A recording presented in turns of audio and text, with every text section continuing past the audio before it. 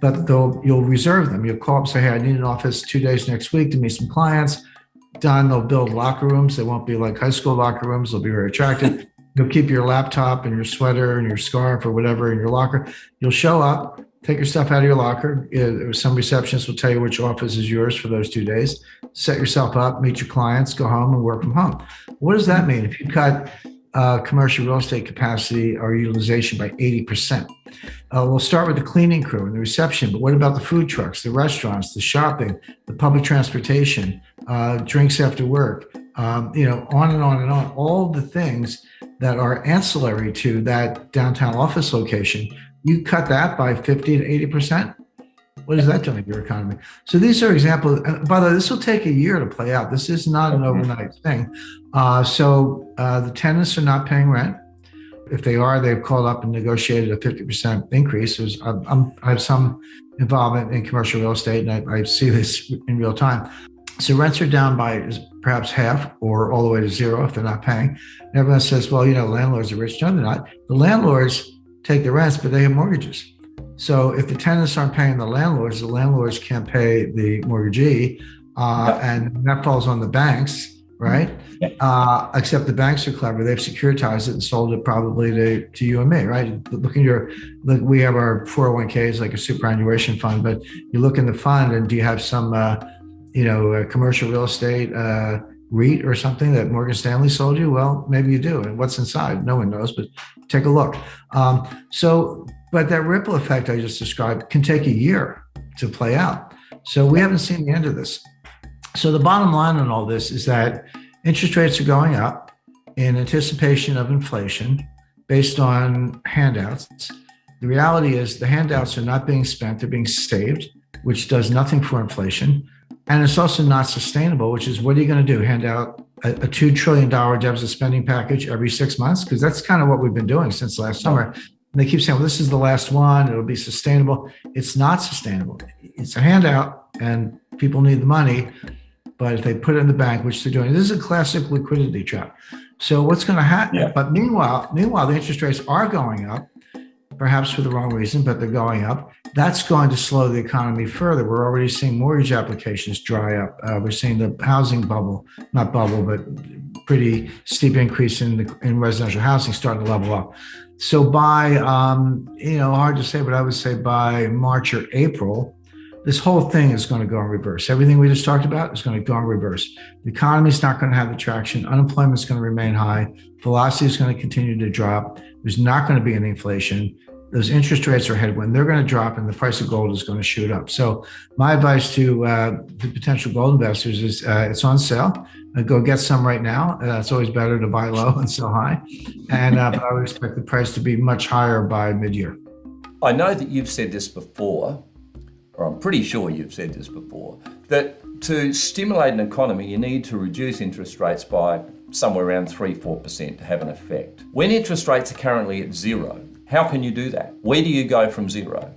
Well, a couple of things. The short answer is you can't. You in theory, you can go to negative rates, but negative rates don't work. We have experience from the ECB, Sweden, Japan, Switzerland, elsewhere, that negative rates don't work. They're negative rates, but they don't. It's not more of the same. Cutting rates from 3% to zero has a beneficial effect, but cutting them from 0 to -1. Now you're through the looking glass. You don't get any more pop. You don't get any more bang for the buck. And there are reasons for that, which are as a central bank, what signal are you sending? Well, see, the idea of negative rates is you're going to spend the money. Because if I'm going to take it away, you put money in the bank, even at zero, you put money in the bank, you go away for a year, come back, the same amount of money should be there. That's the zero interest rate. But a negative interest rate, -1%, you put $100,000 in the bank, you go away for a year, you come back, you only have $99,000. Because I took $1,000, that's 1% negative interest. So the idea is, if I'm going to take your money, you're going to spend it fast because you don't want me to take your money. And that's going to have the stimulative effect that we talked about. That's not actually what happens. What happens, two things. Number one, people have lifetime goals. Their retirement, their healthcare, their parents' healthcare, their children's education, buying a house. There's some large lifetime goal you have, and that's why you save money in the first place. If I'm taking your money away, you're going to save more. not less. You still want to achieve that goal. I've made it more difficult, but you're actually going to save more. They want you to spend it, but now you're saving more. And the second thing is, what signal is the central bank sending when they have negative interest rates? They're saying that they're worried about deflation, not inflation, but deflation. Yeah. So if they're telling me, if central bank is telling me that deflation is a problem, I'm going to wait. Why should I buy anything right now? Wait till the price drops. And by the way, a negative interest rate, -1%, my example, is a nominal phenomena. But in real terms, if you have deflation, my money is worth more. So even though my dollar amount may be less, my purchasing power went up because prices went down. And so that's why negative interest rates don't work, because A, you're sending a deflation signal, so people defer spending, and B, they have lifetime goals, so they actually save more. So negative rates don't work. So you're right, you're stuck at zero, there you are. Pardon me, you can do QE, you can do quantitative easing. And usually what happens is they hand the ball over, it's a rugby match or whatever, but they hand the ball from monetary policy, which is now impotent, to fiscal policy, which is deficit spending. But there you have other kinds of headwinds having to do with very high debt levels. More to the point, in terms of what a central bank can actually do, they can't stimulate. They can print money, and governments can spend money and incur deficit spending. But again, none of it does any good if people don't actually spend it, and that's a psychological phenomenon. And the Fed or the Reserve Bank of Australia or any central bank can print money, no doubt about it, but they can't change people's psychology. We had an external shock, an exogenous shock in the form of the pandemic that caused people to stop spending, save more, or they were unemployed. Or if you're the unemployed individual, you're not taking your friends out for dinner these days. You're putting money in the bank, and even if you still have your job, you're going to save money because you're worried you might be next. You might be the next one to get laid off, or your company might shut down next week or next month, and so you're going to save more. It's what economists call precautionary savings, or in plain English, saving for a rainy day. And that's what's going on. It's going on all over the world. China doesn't have any of that, none of it. There's no significant Chinese bond market. They don't have the infrastructure of banks and dealers I described. They don't have the physical infrastructure. And most of all, they don't have a rule of law. You can't trust the Chinese as far as you can throw them. I was a facilitator and then a participant in the first ever financial war game ever conducted by the Pentagon.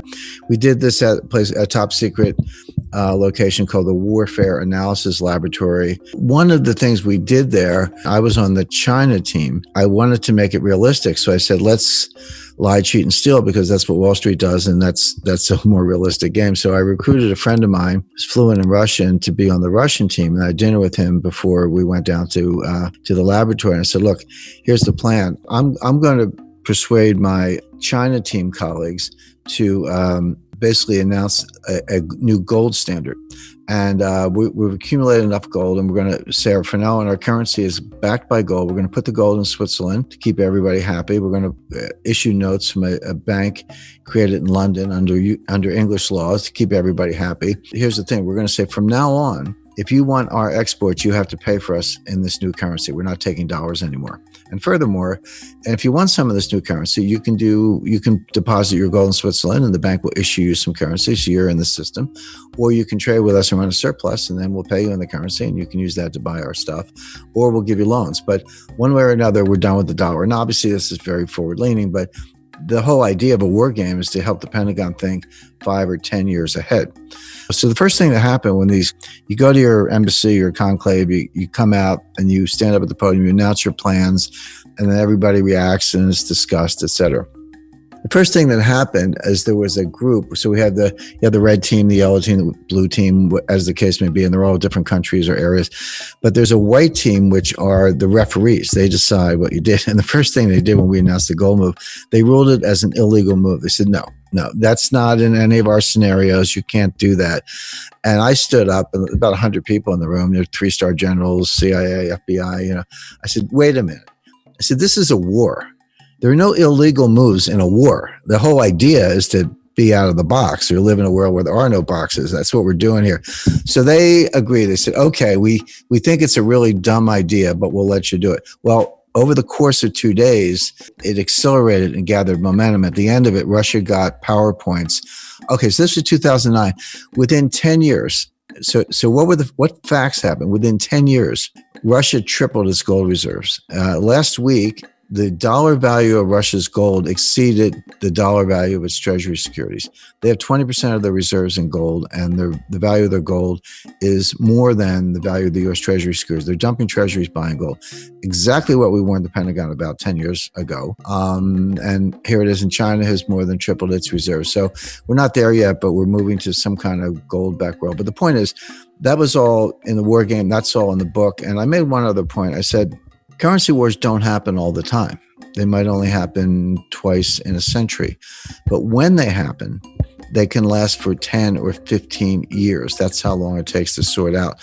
What you describe about the Chinese money supply is absolutely correct. People in the United States complain, the Federal Reserve has printed $4 trillion in the past year. And they have printed $4 trillion in the last year. They've taken the Fed balance sheet from about 3.5 trillion to 7.5 trillion. So yeah, we printed $4 trillion in the past year. Didn't do any good, won't do any good, but we did it. But Chinese money supply is even larger and growing faster. Now, I don't want to get into the weeds on China's internal monetary policy. I could, except to say that they're grossly over-leveraged. The economy is investment-driven, not consumption-driven. They're about 45% investment. The U.S. is about 25% investment. So that gives you some idea of how investment is to the Chinese, which is actually okay if you're investing in productive assets that pay the way. They're not. They're wasting the money. I've been to China many times, been going back and forth there for 35 years. I've been out in the countryside. I don't just stick to the hotel lobby in Beijing. I got mud on my boots visiting these ghost cities. And so each ghost city, there are a bunch of them, actually seven. Imagine building 7 cities. That's what I saw. And so they got 1 or 2 skyscrapers, and they got mixed use, and they got retail shopping, a country club, a hotel, a golf course, a pond, highway stops, airport, etc. And it's all empty. I mean, it's just all empty. Shiny new construction, some of it still under construction, all empty. So I said to the communists, I said, what are you guys doing here? I mean, nobody's here. Said, don't worry. People will be coming from the countryside. They will be populating these cities. And I said, when? I said, no one's coming. And besides that, you've already drained the countryside. That already happened. But I said, you cannot mothball a building. It's not like some old clothes. I mean, the way a building maintains itself, it gets occupied and there's maintenance and people fix it and all that. I visited, I used to travel a lot in Central Africa in the early 80s. It was Zaire at the time. Today it's the Congo. I was in Kinshasa, but it was right after the 70s commodities boom. And they took the money, of course they wasted it, and they built these skyscrapers in Kinshasa, which is like a swampy, scary, funky, city. But there's a skyscraper, but the windows are falling out, and there were rust stains running down the side, and the elevators were broken. So it might have looked nice the day they built it, but it was never really used. And now it was literally, when I was there, it wasn't that much later after they built it, it was falling apart. So that's going to happen in China. My point being, if you apply, generally accepted accounting principles to their investment account, you would write it off the day they open the building because nobody's there. It's not worth anything. So they're wasting the money. They're over leveraged. They're overprinted. However, none of that has anything to do with the status of the Chinese yuan as a global reserve currency. The yuan is not a reserve currency. It will not be probably in my lifetime, maybe never. And I'll tell you why. Because a lot of people don't understand what a reserve currency really is. You get a report from the IMF and it says, 60% of global reserves are in dollars, which is true, and about 25% are in euros, which is true. So 85% of global reserves are in dollars or euro, which means the only meaningful exchange rate in the world is the euro-US dollar cross rate. Everything else is working around the edges. You got some sterling and yen and Swiss francs and a couple other things. Aussie dollar is tiny, believe it or not, good currency, but not a big part of it. And China's like this kind of invisible 1% sliced down at the bottom. And China has $1.4 trillion in its reserves. But here's the point. It's not as if they have pallets of $100 bills stacked up in the basement of the People's Bank of China. They don't. You invest in securities. In other words, they're dollar-denominated securities. So it's not actually dollars. their treasury bills, notes, and bonds denominated in dollars. So the thing that makes a reserve currency is not the currency, it's the bond market. You need something to invest in. Again, so you need a liquid bond market with different maturities, different interest rates. You need dealers, you need auctions, you need payment and clearance systems, you need repo or repurchase agreements, futures, options, when issued trading, custodians, the rule of law. There's a whole massive infrastructure which we started working on when Alexander Hamilton was advising George Washington, and we've been doing it ever since, and others. Bank of England has done the same. China doesn't have any of that, none of it. There's no significant Chinese bond market. They don't have the infrastructure of banks and dealers I described. They don't have the physical infrastructure. And most of all, they don't have a rule of law. You can't trust the Chinese as far as you can throw them. And so they have no chance of being a global reserve currency, none. Same with the Russian ruble, same with a lot of other currencies, same with Bitcoin. Show me the Bitcoin bond market. Maybe you can get my attention, but not sooner. So none of those are going to replace the dollar. First thing, my wife hates me to admit this, but I was once a registered lobbyist in Washington. I ran an office there. I spent a lot of time on Capitol Hill. And the first thing I learned in Washington is you can't beat something with nothing. In other words, if you hate a policy or a program, you just hate it, you write op-eds, fine. You're not going to change it unless you bring something to replace it. So for all the criticisms of the dollar, and there are plenty of them, you're not going to dethrone the dollar as the leading global reserve currency unless you can show me what you're going to replace it with. And there's one and only one contender in the world today, which is gold. So that's a whole other conversation. I'm not saying we're going to be on a gold standard tomorrow. As far as China's concerned, China's a house of cards. It's going to collapse. It's going to be ugly. Hard to say when, but probably sooner than later. And they know it. And they're not going to be a global reserve currency. So we can put China to one side, but China's a house of cards. Now, getting it back to the United States, the first point, let's talk about stimulus first. So the Fed printed $4 trillion. Congress, we had $1 trillion, what are called baseline budget deficits going into the pandemic. So with no pandemic, we were going to have $1 trillion deficit in 2020 and 2021. Now, Congress put $3 trillion on top of that with rescue and bailout programs last March, April, and May. That was the CARES program, payroll protection plan, aid to hospitals, extended unemployment benefits, higher unemployment benefits, et cetera. I'm not saying any of those things were bad. It was needed to keep things from getting a lot worse. But we put $3 trillion on top of this. So there's $4 trillion for fiscal 2020. They just did $1 trillion last week in the kind of final days of the Trump administration. So that's $5 trillion. And Biden has announced his plan. He's going to have a $2 trillion rescue bailout, so-called stimulus plan now. So that's $7 trillion plus the $1 trillion baseline for fiscal 2021. So there's $8 trillion in deficit spending in 2 fiscal years, $4 trillion of money printing by the Fed. Now, those are the numbers. That's not projections. That's baked in the pie. Just don't call it stimulus. It will have no stimulative effect. Does it, again, as I say, keep the lights on? Yes. Would some people keep their jobs last spring because their employer got payroll protection plans? Yes. Did other people benefit from increased unemployment benefits? Yes. Was a lot of that necessary because things were in such bad shape? Yes. So I'm not arguing that side of it, but it does not stimulate. It's not going to get us out of the depression. Let me be very specific as to why, because I don't make claims without backing it up. On the money supply, you can print all the money you want, but Milton Friedman was wrong. The monetarists are wrong. The Austrian school is wrong. Money printing does not cause inflation. What causes inflation is something called velocity, which is the turnover of money. The money has to be lent and spent. Banks have to be lenders. People and businesses have to be borrowers. You have to be spending it, get it in circulation, in other words, in order potentially to have some inflation. And that's the technical name for that is velocity. Velocity is dropping, sinking like a stone. By the way, it's been dropping since 1998. It dropped faster in the 2008 crisis. It's dropping faster today, but the trend has been very steeply down for the last 22 years. And so, nominal GDP, so the dollar value of all goods and services, leaving aside inflation, that's what we mean by nominal value. Nominal value of gross domestic product is money supply times velocity. How much money is there and how much does it turn over? Multiply one by the other, and that's your nominal GDP. And I remind people that $7 trillion times zero is zero, meaning you can print the $7 trillion, but if you don't have any velocity, you don't have an economy.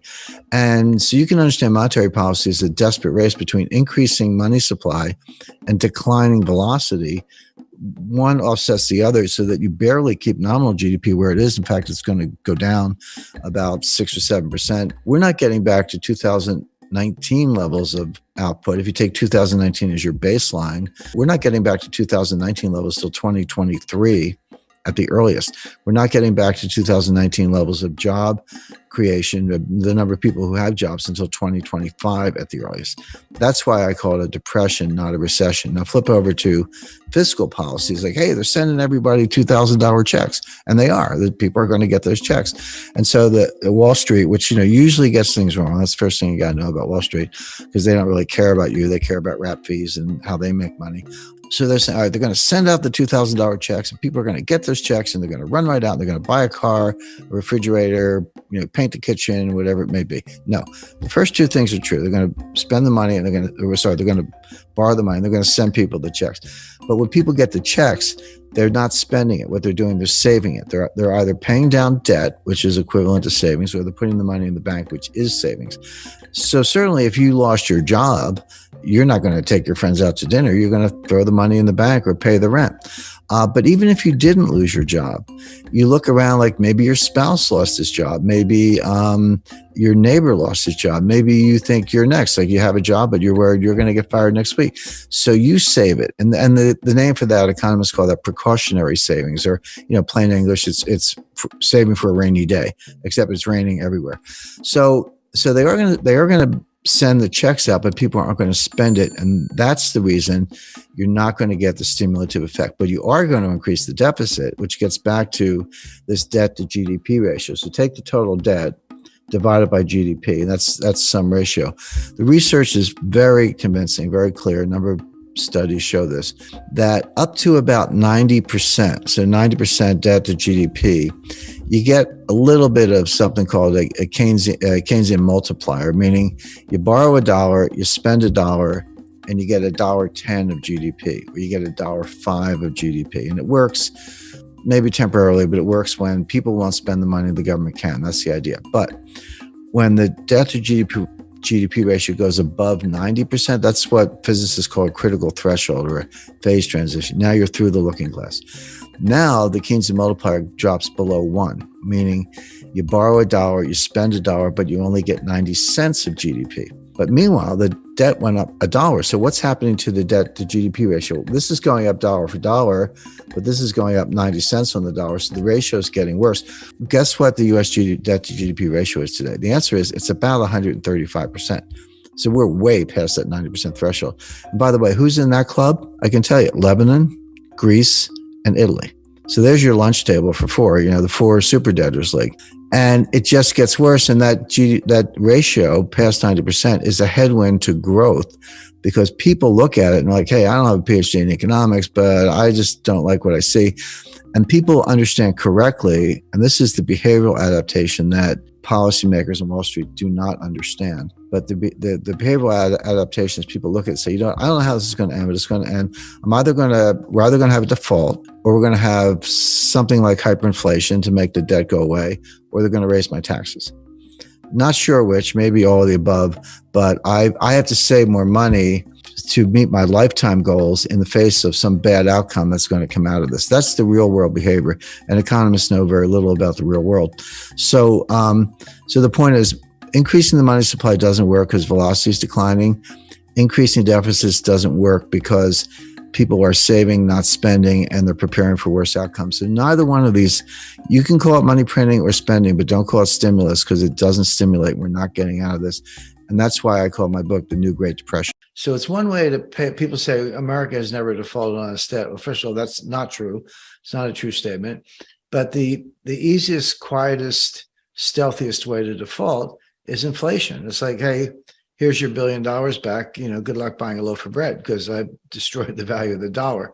And so now 3%, we'll do it in, do the math, we'll do that in about 22 years. At 10%, you cut the value of the dollar in half in 7 years. By the way, that is what happened between 1977 and 1981. in that 5-year period, the dollar lost over 50% of its purchasing power. According to Jim Rickards, hyperinflation is coming to America. And the raising of interest rates won't be able to help fight inflation. In fact, it will make inflation even worse. Inflation will impact stock market as Jim Rickards think it will brings the economy into recession, and unemployment will go up to 4 or maybe even 5%. But all Jerome Powell can say is, too bad, that's painful and we have to get there, but we're gonna pay higher prices if we don't. And then there's the myth of 2% inflation. The Federal Reserve have something called inflation targeting, where if they fail to have at least 2% inflation per year, then it means the economy is going into deflation, or to put it simply, the economy is slowing down and therefore unemployment is going to go up and the economy will go into recession. In order to prevent that from happening, the Federal Reserve have to target the inflation to at least 2% per year in order to bring price stability to the market and to keep the economic wheel running smooth. At least that's the theory, but to Jim Rickards it doesn't make any sense. The Fed have raised interest rates way too high, but the inflation is not going down yet. In fact, inflation goes way up even higher than before. People said between 1913 and 2023, the dollar has lost 95% of its value, but we don't need to wait for another 110 years. Jim Rickards explains that in the 1980s, the dollar loses half of its value in just 5 years. Will it do that again? Will the economy goes into recession? Let's find out. A lot of people like to bang the table and say, since the creation of the Fed in 1913, the dollar has lost 95% of its purchasing power. Well, that's a true statement, but you don't need 110 years. We lost 50% in 5 years between 1977 and 1982. So inflation is insidious. It is a tax. It is a form of theft. But like the kid with the mother's wallet, if you keep the theft, in small little bites, but do it long enough, you can get the whole thing and no one will notice. So they say we want 2% because we want to be able to cut if we have to. But the real reason is we want to basically erode the value of the debt and erode the purchasing power of the dollar in ways that you don't notice. And they can be very patient. That's how they do it. But to your point, Addison, well, hasn't the Fed been raising interest rates? Yes, but real rates are still negative. So if inflation's 9 and the Fed's at 2, the real rate is -7. That's a really, really low interest rate. And if you say, okay, inflation's come down to 6 and the Fed's up to 4, about 4.5 right now. So the real rate is now -1.5 in my example. Well, that's a lot less than 7. But still a negative real rate. We are not in the world of positive real rates.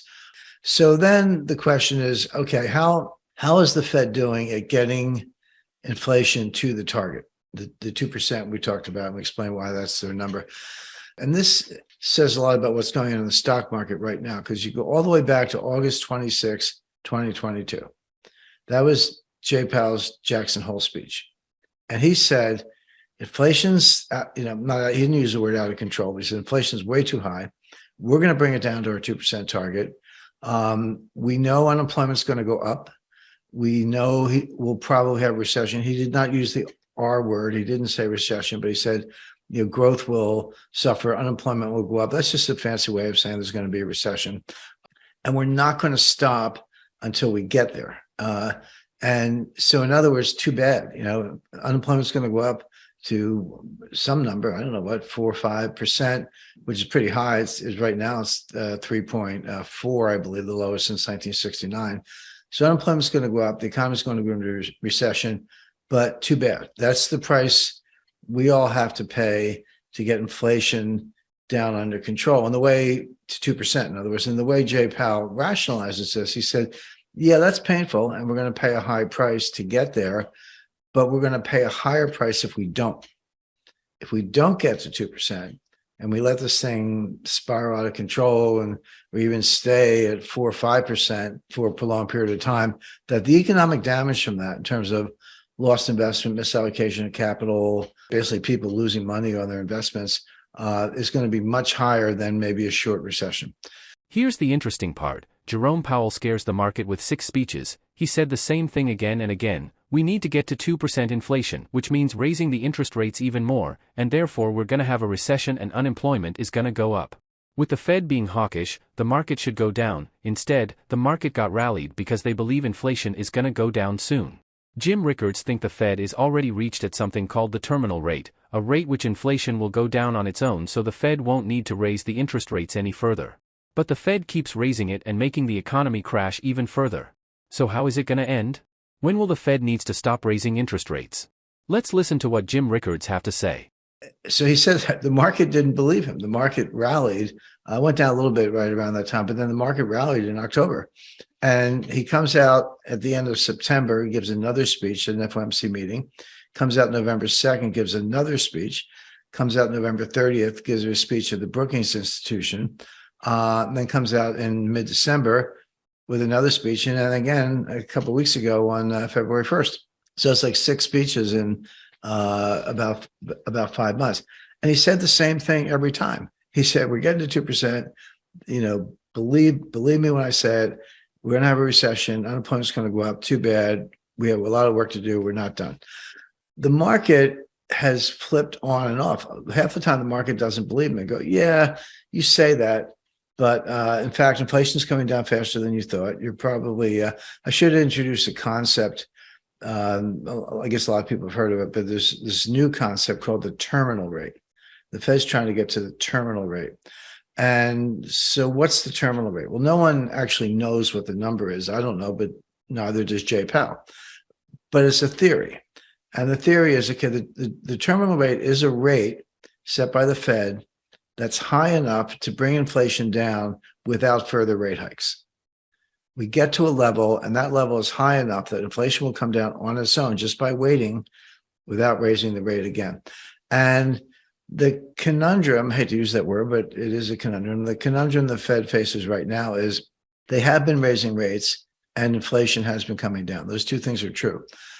But is inflation coming down because they're raising rates, in which case maybe you want to keep raising them, or are you already at the terminal rate? It's coming down on its own, and now the danger is you're going to go too far.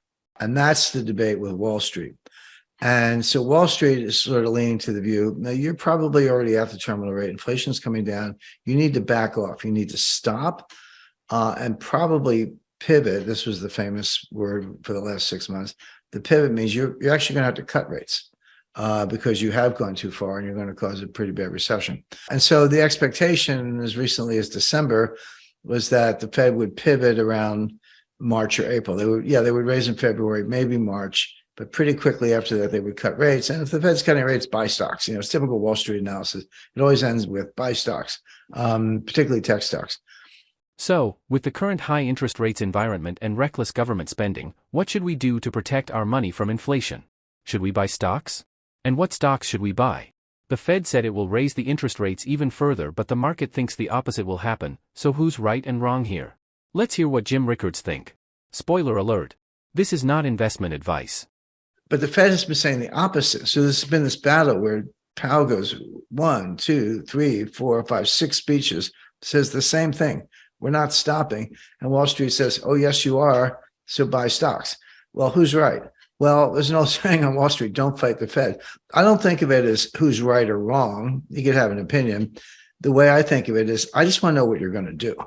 Because if I know what you're going to do, then you can trade accordingly. You can plan for that and you can prepare for it. And what they're going to do is they're going to keep raising rates. Even if they're at the terminal rate already, I think they might be. Even if they are, they don't think so.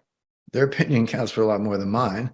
And they're going to keep going. But by the time inflation comes down enough to say, yeah, okay, we're at the terminal rate, nice job, it'll be too late. They will have gone too far because the Fed's always the last to know. So 90% is the critical threshold.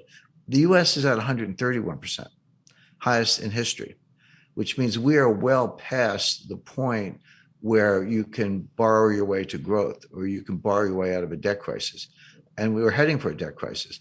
So the way it works is raise interest rates, tighten money, reduce the balance sheet, et cetera. Get unemployment up. It doesn't sound like a desirable goal, but that's what it takes. And that's what happened in 1982.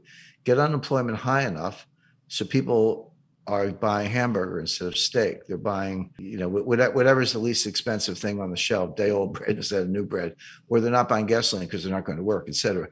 That will bring prices down, but at a very high cost, which we just talked about, which is high unemployment and lower productivity. Meanwhile, the U.S. debt keeps going up. We haven't really talked about the debt. That part of it looks like 1981. But if you throw in a global financial crisis, then it starts to look more like 2008. Yeah, well, that's like a glacier. Glaciers are extremely powerful, but they move extremely slowly. There's some exceptions, but they kind of like, an inch a year, a couple inches a year, but they move mountains. I mean, they create rivers, they create canyons, they move mountains. They're extremely powerful, but slow.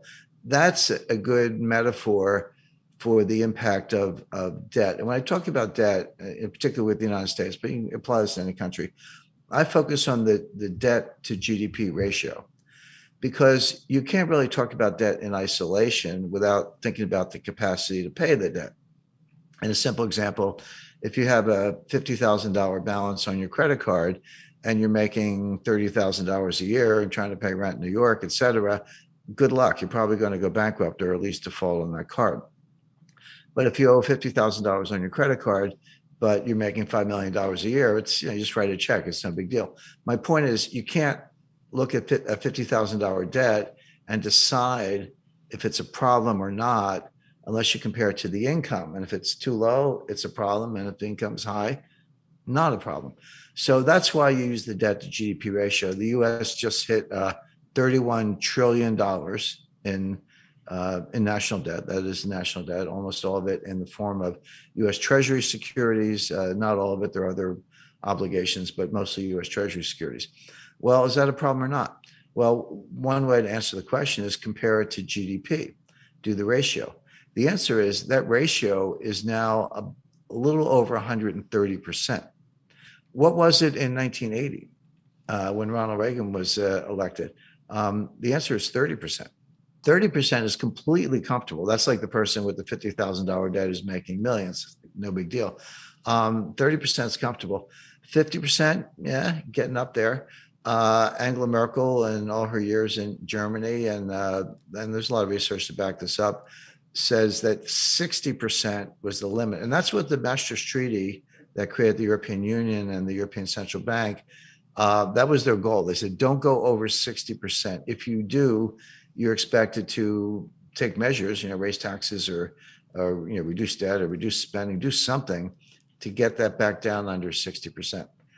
If you say, what's the critical threshold where, water turns to steam, or, water turns to ice, or something changes in such a way that it's not the same. It's radically different, but it happens very quickly. The best research says the answer is 90%. And this comes out of, Ken Rogoff at Harvard, also Carmen Reinhart, who's now the chief economist at the World Bank. But they've looked at hundreds of cases over hundreds of years. And I like that because it's not just, kind of cherry picking data. Developed economies, developing economies, economies that issue debt in their own currencies, ones that issue debt in other currencies, principally US dollars, et cetera. So, a wide variety of case studies. And they show that when your debt to GDP ratio goes over 90%, your multiplier of additional debt goes below 1. So just to put that in context, at 30%, if I borrow $1 and spend $1, I might get $1.30 of growth. Assuming you spend it wisely, that's a big condition. But you borrow $1 and spend $1 and get $1.30 of growth. Okay, the debt was productive if you put it to good use. But that $1.30 gets smaller and smaller. As you get closer to 90%, it goes to $1.20, $1.10, $1.05. Past 90%, roughly, you borrow $1 and you spend $1 and you only get 95 cents of growth. You don't get your dollar back in terms of GDP. And then 90% and 85%, et cetera. So 90% is the critical threshold. The US is at 131%, highest in history, which means we are well past the point where you can borrow your way to growth, or you can borrow your way out of a debt crisis. And we were heading for a debt crisis. Now, Stephanie Kelton, she's the big brain of modern monetary theory. She's a professor at State University of New York. She says it doesn't matter. That they always point to Japan. Japan is at 280%, way past any member of the peer group. China's probably higher. China's a little more opaque because, well, because they are, but also they don't have as much national debt. If you look at the national debt to GDP, it's modest, but they have an enormous amount of provincial debt, and the banking system is owned by the government or controlled by the government. So when you throw in the bank debt, the state-owned enterprises, the provincial debt, and the government. So that's the real national debt. Stephanie Kelton says, it doesn't matter because you're borrowing in your own currency. So if you're Argentine and you borrow in dollars and you print pesos, how are you going to pay the MMT?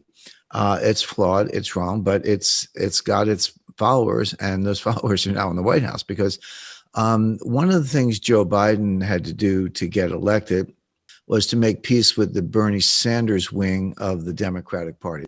They take the view that if the Treasury didn't spend the money, how would anybody make any money?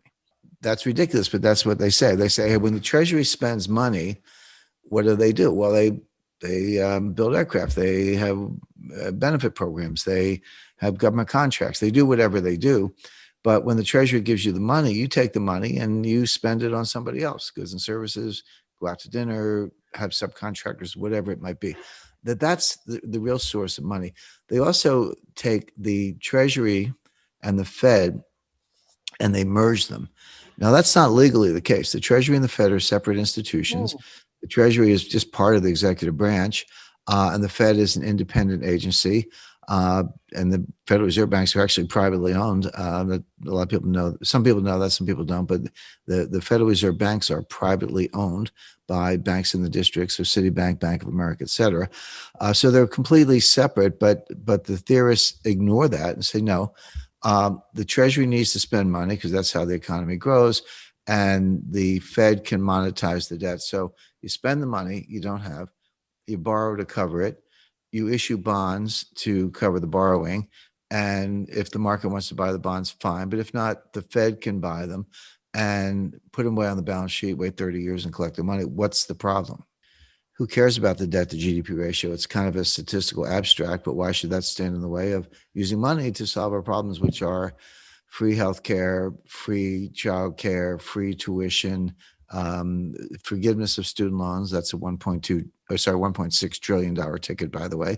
And look, everyday readers and investors, there's no reason they should know all this stuff. This is total inside baseball. You have to be a geek like me to kind of keep up with it, but it's all coming. But what that means is we're going to test the Rogoff-Reinhardt thesis. Now, let me just take a minute to explain that. Up to a certain debt to GDP ratio, there is a Keynesian multiplier greater than 1. So the classic example is the UK was in a depression before the rest of the world. They have been hit pretty hard before the Wall Street crash. People aren't spending, they're saving. It's the liquidity trap. So if you get money, you pay down debt. When you don't have any debt, you put it in the bank. Whatever you do, you don't spend it. You hoard cash. Or people were buying gold. They were accused of hoarding gold, et cetera. But what they weren't doing was spending. And there was a lack of aggregate demand, and the banks were not lending. So Keynes said, well, if everyday people won't do it, the government must. The government can borrow. The government can spend.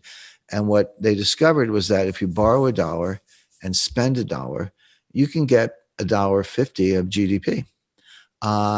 Now, there's a separate debate as to whether that's actually incremental or whether you're just pulling growth forward.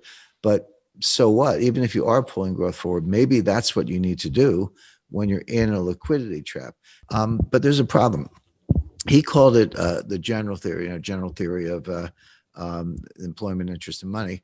But it was actually a special theory. I think he had a little Einstein on me because of the general theory of relativity, but it's actually a special theory, which means it's a theory that works in a set of circumstances, a set of conditions. The conditions where it works are you're either in a recession or just coming out of one. You have excess capacity and labor and industrial capacity, and you have very little debt. In those circumstances, you can borrow $1, spend $1, and get more than $1 GDP. The problem is that extra GDP you get for the borrow and spend, it goes down as the debt to GDP ratio goes up. What Reinhardt and Rogoff discovered is that at 90%, you go through the looking glass.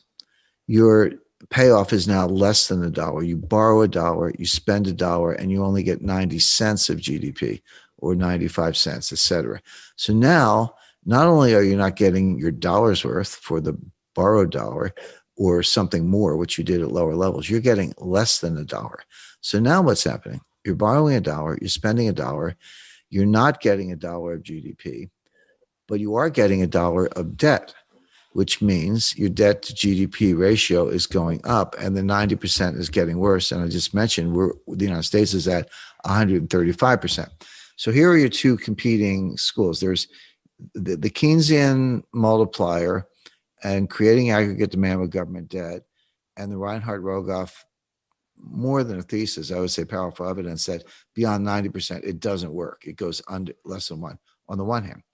And my friend Stephanie Kelton and Bernie Sanders and Kamala Harris and the modern monetary theorists who say, no, it's all good. How could you get growth if you didn't spend money through the government? These theories don't agree at all. We're going to find out which ones work. I'll give away the answer, which is that Reinhardt and Rogoff have it right. Keynes had it right up to a point. Reinhardt and Rogoff discovered that critical threshold, that whether you want to call it tipping point or phase transition, or which physicists call it or whatever. The modern monetary theorists think the opposite, and we're going to find out. But what it means, if Reinhardt and Rogoff are right, and I'm right, and Keynes was right, the more you borrow, it's actually a headwind to growth. Now you get just as up to the threshold, you got more and more and more. Oh, sorry, at a low level, you got more, but then it went down. But it's like any diminishing marginal return. You know, the curve starts very steeply, you get a lot of payoff, then it flattens out, then it goes down, but it's still positive. But at some point, it goes below the zero line and your marginal return is negative. And that's where we are. But the Fed has a hidden asset. What is the hidden asset? And how do you make millions from it? According to Jim Rickards, the Fed has a hidden asset called gold certificate.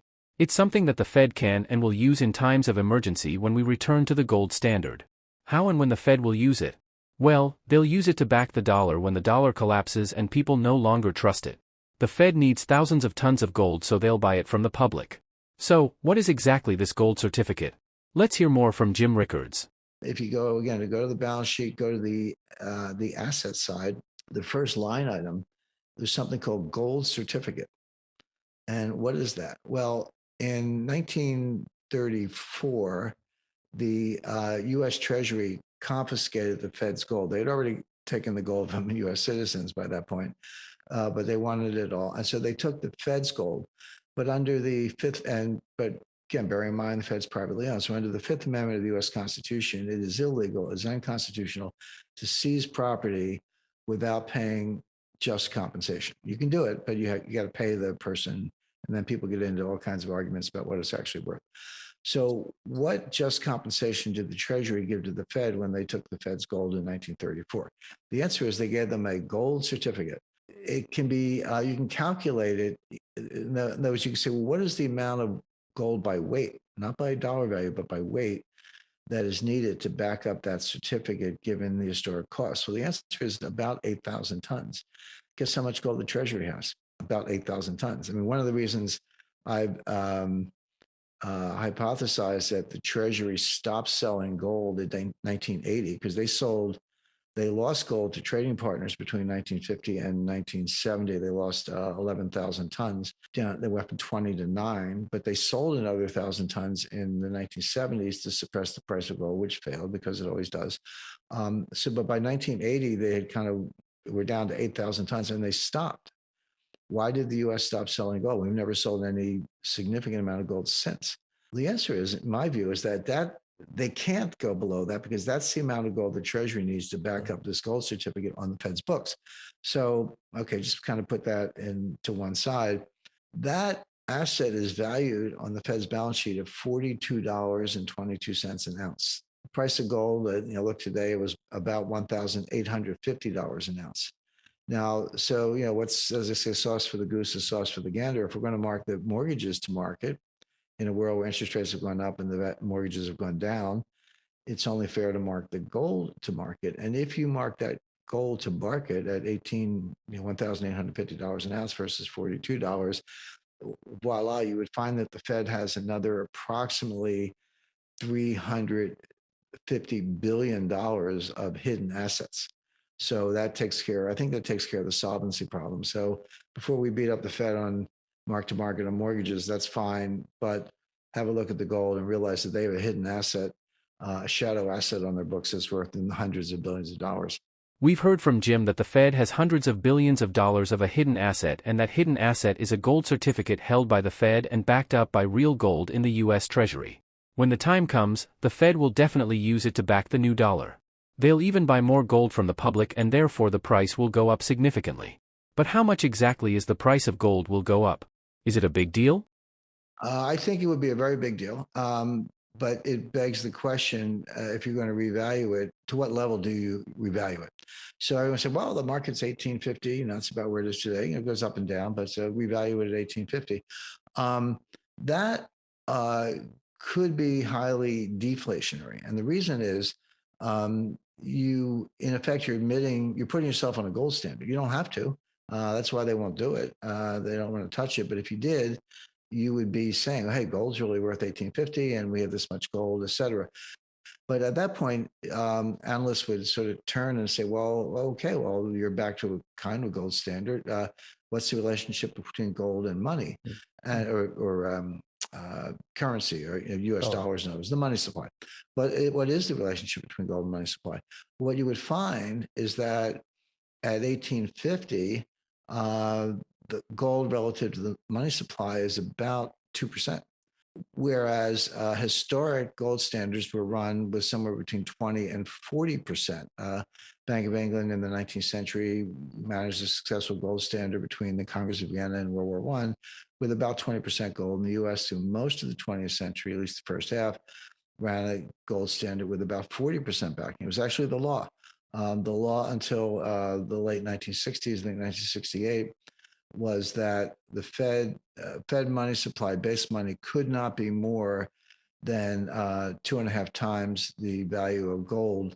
Originally at $20 an ounce, $20.67 an ounce, later $35 an ounce. But whatever that number was, times the amount of gold, that had to be 40% of the money supply, and the money supply could not be greater than that. And then they got rid of that in 1968 because of the war in Vietnam. But the point being, 20% has worked, 40% definitely works. The Austrians like to bang the table and insist on 100%, but maybe, but that's historically not been required. You just need enough gold to be able to give gold to people who want it when they want it. And if you're credible in that dimension, most people are content to hold the money. So as a hypothetical, you can say, well, okay, let's say we want a gold standard, and let's say that we want 40% backing of M1. M2 is a bigger number, or at least it can be. Let's just say, so 40% backing of M1, that's a conservative kind of gold standard, not extreme, but reasonable. From February to March 2020, the Fed has printed $2 trillion. The impact of that is our money supply goes up, and so does our inflation. With massive price increases in food and energy, gold prices would have to rise too, right?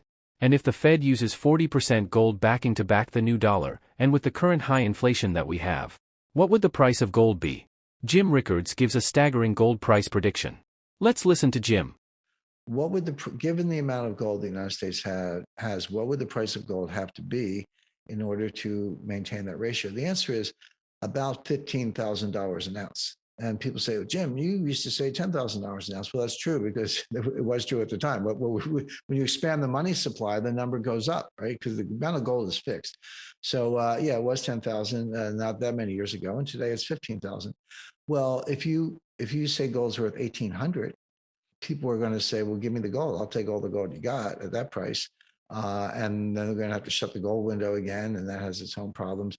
But in other words, it's not clear how it would work. I mean, there are a lot of ways it could work mechanically. It's not clear what the government would actually do. But my point is, if you try to mark gold to market on the Fed's balance sheet, you're opening Pandora's box. Because you would be getting a lot of people, bankers, analysts, Wall Streeters, investors, to sit up and take notice and say, well, hey, what is going on here? You're back in the gold business. Well, you got the price wrong because you can't back up your money supply at that level. And the truth is you can't.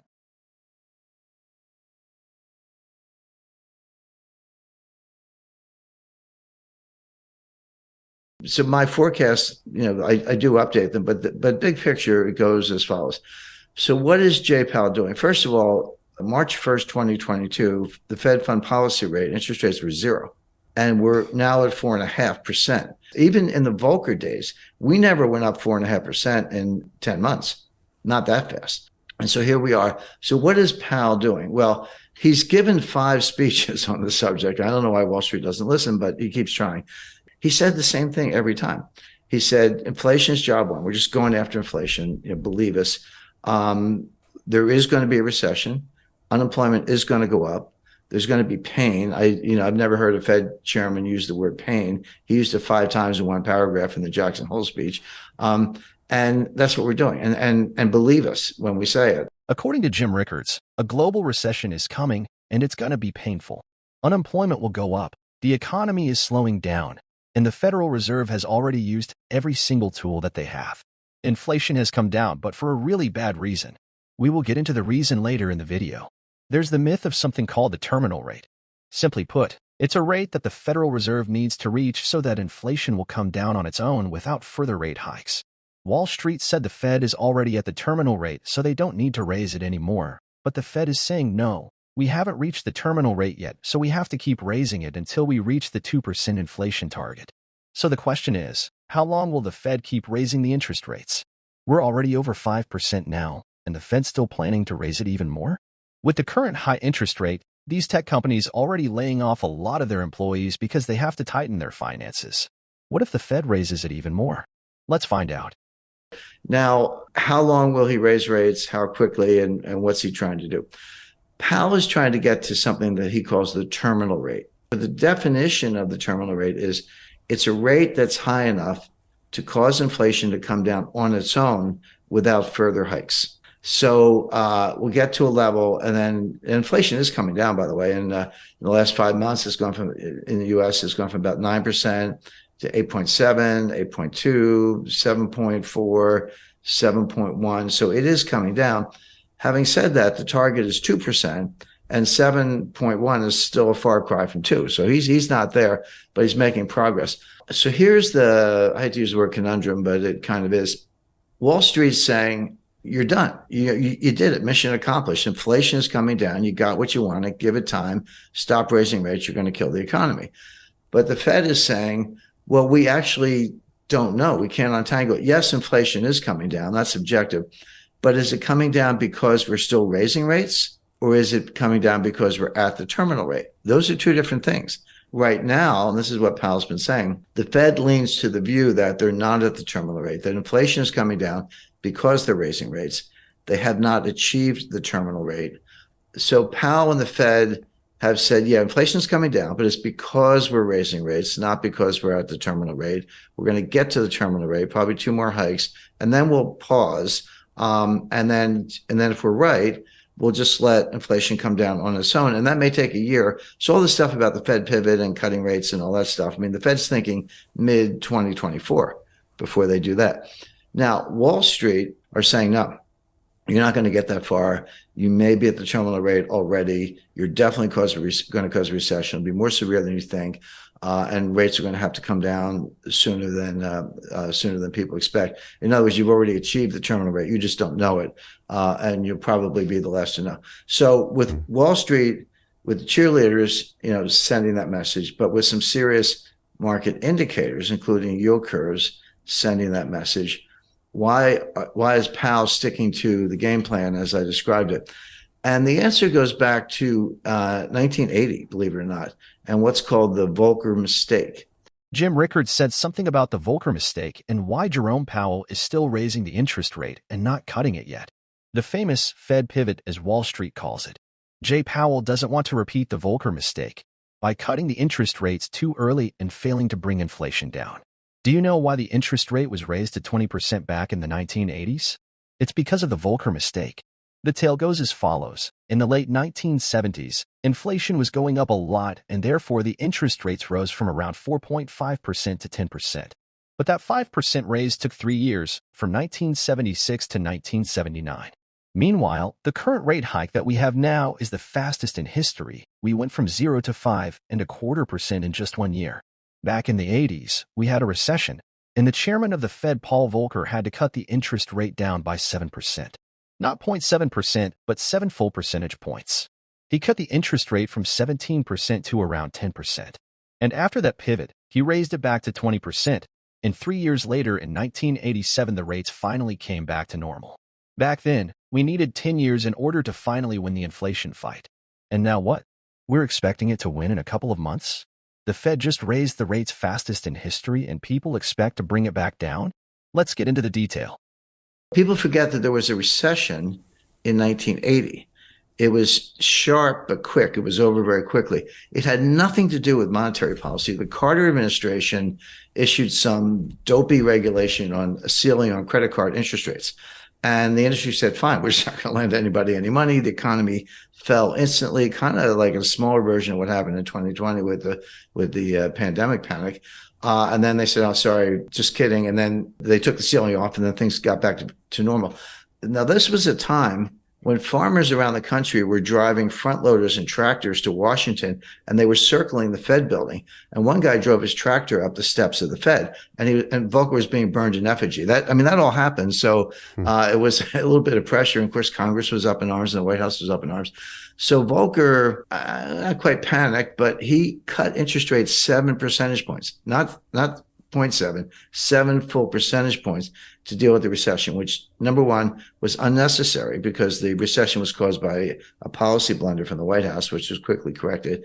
And number two, he had not won the fight against inflation. Well, after he cut rates and we came out of that very quick sort of snap recession, inflation got even worse. And that's when Volcker had to raise rates to 20%. And Volcker, in hindsight, and he said this in his last book just before he died, he said, we shouldn't have done that. We should have stuck to our inflation mission. So now Powell, remember, Powell's not an economist. He's a lawyer. So he kind of thinks like a lawyer. I can relate to that, looking at both sides. Powell does not want to be that guy. He does not want to be the guy who balks early and cuts rates, the famous Wall Street pivot, before the battle against inflation is won, because the outcome could be exactly what Volcker experienced, which is inflation wasn't done, doesn't go away, comes back stronger, and then you do have to destroy the economy, as we did in 1981-82. That was the worst recession. That was far worse than the little one in 1980. That was the worst since the Great Depression. We've managed to break that record several times since then, but at the time that was horrific. But Volcker and others have said that was a blunder. He never should have done. So Powell does not want to give up the rate hikes too early because he does not want to repeat the Volcker mistake. He does not want to be that guy. And that's what's driving him, even as Wall Street screams, you're already there. So the question, so that's the lay of the land. There's the two competing sides. How does this play out? We learned a lot from Jim about the current situation and what Jerome Powell will be doing. But there's more to that story. Powell doesn't even understand what's going on in the real world, which is inflation itself. There are two sources of inflation, the supply side and the demand side. We are at the supply side inflation, which means the supply of goods is scarce, but the demand is high, and therefore the prices go up. But supply side inflation can transform into demand side inflation, and this is where the dangers begin. People's spending behavior changes, and they're worried that something worse will happen, and then they grab everything they can. And therefore the demand rises, and you got yourself inflation caused by an increase in the demand side. That's what most people don't understand, including Wall Street. Wall Street said inflation will come down on its own because we've reached the terminal rate. But Jerome Powell thinks we are not done yet, and therefore he will raise rates even more. And what does Jim Rickards think? Does he think Powell is at the terminal rate yet? In my view, Powell probably is there. He probably is at something like a terminal rate. He probably doesn't have to raise interest rates anymore. He doesn't believe that himself. His models tell him otherwise because they're relying on the Phillips curve, which is junk science. I mean, the last time I looked at a Phillips curve, it was flat. At least where I went to school, curve was curved. This thing is flat. There is no correlation between unemployment and inflation. There just isn't. But the Fed thinks there is. So I always tell people, don't. If you want to forecast Fed policy and understand the Fed, don't think like a rational person. You have to think like the Fed. You have to get inside their heads or else you're going to get it wrong. So they're looking at unemployment, which is the lowest. The unemployment rate is the lowest since 1969. Well, if you believe in the Phillips curve, then that's a sure sign of inflation. As I say, even though it's coming down, it's still pretty high. So they think they have to keep fighting this fight. But here's what they're missing. Here's where it all falls down. Yeah, inflation as measured, CPI, PPI, personal consumption expenditure, core, non-core, year over year. There are like 20 different ways to measure it. It is coming down, but there are two sources of inflation. And it's going to sound obvious, but you got to separate them: the supply side and the demand side. They both result in price increases, but they have completely different dynamics. Supply side inflation is what we're seeing. It's what we saw in 1974 with the Arab oil embargo during the Arab-Israeli war, when they cut us off from oil, and you had to line up for gasoline. I lived through that. Bare shelves, and you couldn't get certain things. Wasn't that every supermarket shelf was bare the way it was in East Germany in the 1950s, but something was always missing, and that's still the case today. So of course prices went up, and people were trying to pay whatever they had to get what they needed, and energy prices were a big driver of that. So that feeds through as a form of inflation. The other kind of inflation is from the demand side. So the supply side is called cost push. Costs go up and they push it onto the consumers. The other kind is from the demand side. It's called demand pull. And basically consumers have a change in mentality. They're worried about inflation. They would say, hey, I was thinking about buying a refrigerator. Gee, I better go buy it today, because if I wait for 6 months, the price is going to go up. Or apply that to anything, a new dress, new suit of clothes, whatever. And so you're pulling demand forward, and it's behavioral. And that will also drive prices up. But they're very different things. Now, cost push can morph into demand pull. That's what happened in the 70s. It started from the supply side, but by the late 70s, 80s, and Volcker, which we've just been talking about, it had tipped over into the demand side. That hasn't happened yet. We've had the supply side inflation, the cost push. It hasn't yet tipped into demand pull. It hasn't really affected consumer behavior that much in terms of people anticipating more inflation. It could, but it hasn't happened yet. Here's why that's an important distinction. Cost push inflation negates itself. The old saying that the cure for high oil prices is high oil prices, because people can't afford it. Maybe if demand is inelastic, if you got to fill up your Ford F-150 truck with gasoline to take the kids to school or go to work. But if you're unemployed, you're not buying any gas because you're not leaving the house. So it tends to negate itself, whereas demand pull feeds on itself. Powell has not made that distinction. And if I'm right, I think I am right, and the evidence backs that up, this inflation will come down, not because the Fed is raising interest rates, but because higher prices destroy demand all on their own. If I used to pay $75 to fill up my truck with gas, and now I have to pay $150, which is about right, I'll do it because I got to get to work. But that's $75 I'm not going to spend on something else. I'm not going to go out for dinner. I'm not going to go to a show, a concert, or buy a new camera, whatever it might be. So it does tend to depress demand, destroy demand, and hurt the economy. And then it slows down, and then the inflation comes down on its own. That appears to be happening. But Powell hasn't really made the distinction. He's fighting the last war. I hate to use a cliche, but he's fighting the Volcker War. And what he's got looks a little bit more like the Herbert Hoover War. That looks a little bit more like the 1930s than the 1970s. So the bottom line on all this is the Fed is going to raise rates at least twice more for the reasons I mentioned. Powell doesn't want to repeat the Volcker mistake. He thinks the battle's not won. He has to get to the terminal rate. In reality, he's probably already there, if there is such a thing as a terminal rate. It's another one of these things they made up. Inflation is coming down, and so will probably continue, but for really bad reasons. The everyday American has been 40 years at this point of being miseducated on the topic of gold. So they're not very much into gold. You go around the world, you get very different results. Switzerland, Germany, Austria, they love gold. Of course, China, Asian countries. I think Australians have a much better sense than Americans do. So there are the buyers of gold. But you say, well, okay, who are the big buyers of gold? The answer is the central banks. Now, right there, that should tell you something. So these are the most powerful, most plugged in, most heavily monetary institutions in the world.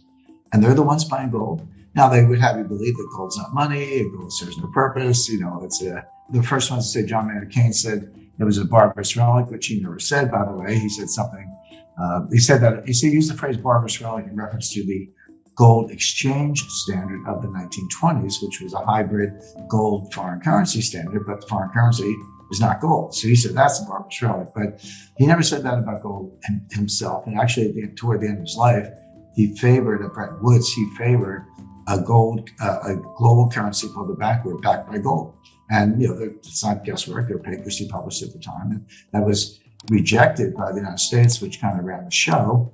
Partly because not to get too down in the weeds, but our Undersecretary of the Treasury, who was our representative at Bretton Woods, was a Stalinist agent. He was a communist. This didn't come out until the 90s, after the fall of the Soviet Union, when a lot of classified information was released, all KGB files, etc. But it was revealed and fully documented in a book by Ben Style called Battle of Bretton Woods, that he was a communist agent. So what was he trying to do by insisting that, by running Keynes's idea off the road, insisting that the US dollar be the anchor? He was trying to destroy the British Empire, which he did, because he knew that there were far more claims on the Bank of England than they had gold, and that would be inherently unstable, and that would derail sterling as one of the global reserve currencies and undermine the British Empire, which it did. So that's a little bit of a backstory, but it goes to the point that Keynes was an advocate for gold at different times in his career and at the end of his career, and that when the central banks are buying, I should tell you something. Now, I've said for years, I've always pointed to Russia and China. Russia has almost quadrupled their gold reserves in the last 12 years, starting in 2009 through 2021. They've almost quadrupled from about 600 tons to about 2,400 tons. China, the same, from about 600 tons to about just under 2,000 tons that they report, but they're non-transparent. They have a lot more gold than that stashed in something called SAFE, the State Administration on Foreign Exchange, which is a secretive Chinese sovereign wealth fund run by an ex-PIMCO guy, by the way. He knows what he's doing. And they're non-transparent. So the People's Bank of China is kind of transparent. SAFE is non-transparent. So every 6-7 years, what you'll see is the People's Bank of China will announce, well, we've increased our gold reserves by 400 tons or 500 tons or whatever, as the case may be. And well, it sounded like they went out the night before and bought 600 tons. Good luck trying that. You can't do it. Well, what it means is that SAFE took some of the hidden gold that they had been acquiring slowly and in an accounting entry, moved it over to the People's Bank of China, and boom, there's 500 tons overnight. But of course, they had it all along, and they still do. So they probably have more. So Russia and China are big acquirers, tripling and quadrupling their gold reserves. But now we're seeing it in a lot of other countries. The Philippines, Vietnam, Mexico, Iran is a major buyer, but non-transparent. Turkey has drastically increased its gold reserves. These are major countries, and they're adding. So I look at that, and there's very good data from the IMF and the World Gold Council, so you can find this information. But the one that was just like not doing anything was Japan. They had about 600 tons, but they had 600 tons for 30 years. And then just about, at this point, about 6 months ago, so late last summer, they bumped it by, I believe it was 50 tons, perhaps more. I look at the exact number, but it was over 50 tons overnight. It just went from, 600 tons to 650 tons, just like that. Well, here's what you know. Same thing I said about Russia. You can't buy 50 tons overnight, or you couldn't even do it in a month. I mean, the dealers would be working the order, it would be disruptive to the market. It would leave a lot of fingerprints, put it that way. But what it tells you is two things. Number one, Japan had the gold all along. They had it in some sidecar or side account or Ministry of Finance hidden account, as the case may be, and they chose to move it over to their reserve position, which they can do. That's an accounting entry, but they had to have had the gold all along, because you can't buy that much that fast. So then that begs the question: well, why all of a sudden? Why now, after decades of holding your gold level constant, you all of a sudden step up in a big way? A lot of possible answers to that. One, China's making noises about invading Taiwan. Well, if you're going to invade Taiwan, why not invade Japan while you're at it? It's just another chain of islands as far as the Chinese are concerned.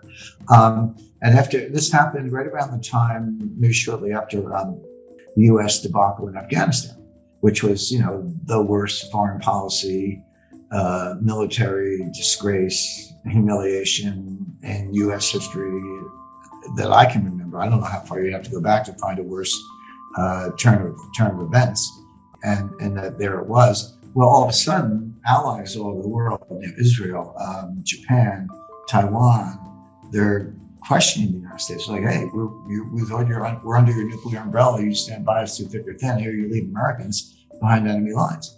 Perhaps, now this is speculation, but perhaps Japan sees the threat to Taiwan, feels they may be in the sights of the Chinese, feels the United States may not be as reliable as one had thought, and says, well, we now have to step up a little bit financially, militarily, et cetera. And they're doing that. But that aside, that's a little geopolitical speculation, but that aside, the gold is real. They put it on the books. So the biggest buyers of the gold in the world are the central banks. By the way, from 1970 to 2010, central banks were net sellers. Now, some bought and some sold, but on net, they were net sellers. We had Brown's bottom in 1999 when the UK sold half their gold at the lowest price in about 60 years. They literally hit the bottom of about $200 an ounce, give or take.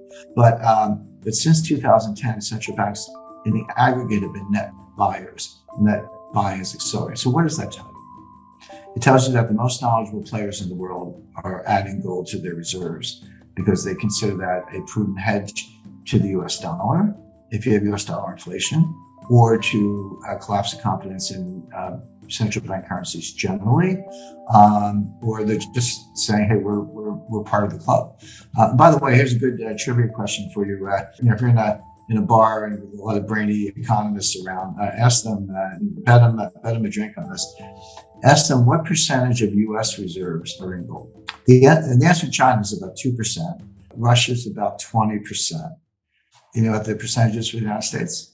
75%. The U.S. does not rely on euros and Aussie dollars and Canadian dollars for its reserve position.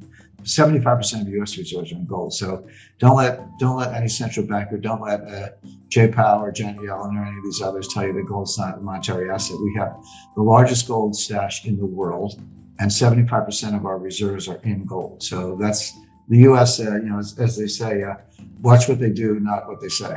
When people talk about the price of gold, people say, well, gold went up, and then they say gold went down. But gold really didn't do anything. Gold is an element. It's atomic number 79. It's a very nice, very attractive metal.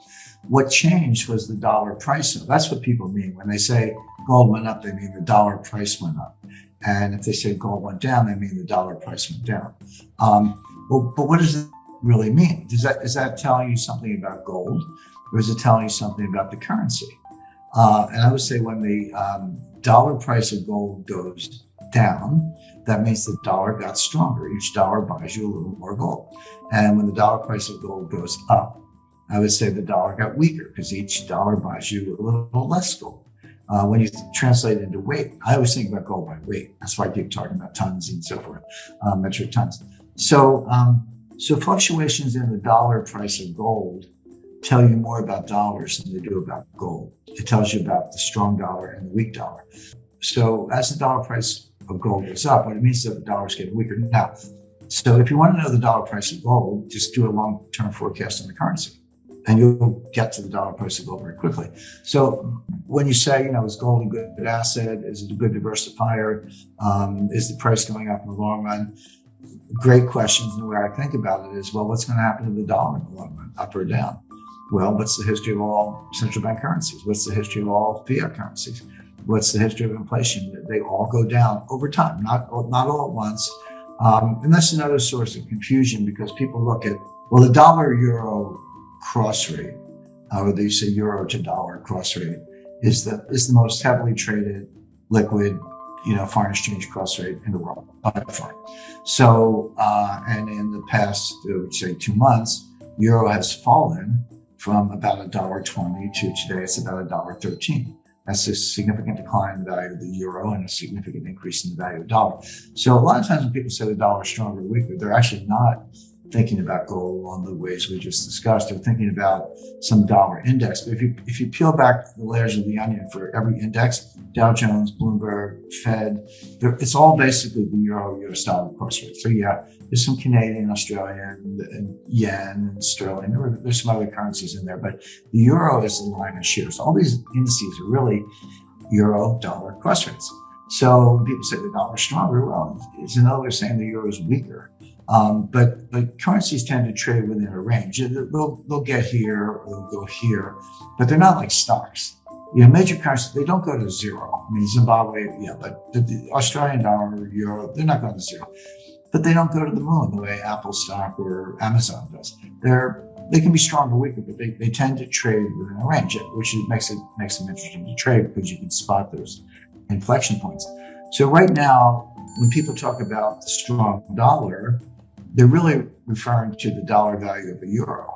But you could have a situation where gold is going much higher in dollar values, and it would be, as I said, a weak dollar, and yet the euro could be falling faster than the dollar. So people always look at the euro and they say strong dollar, weak dollar compared to the euro.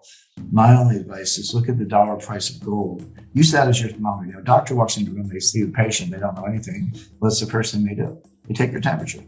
So if you want to take the dollar's temperature, look at the dollar price of gold.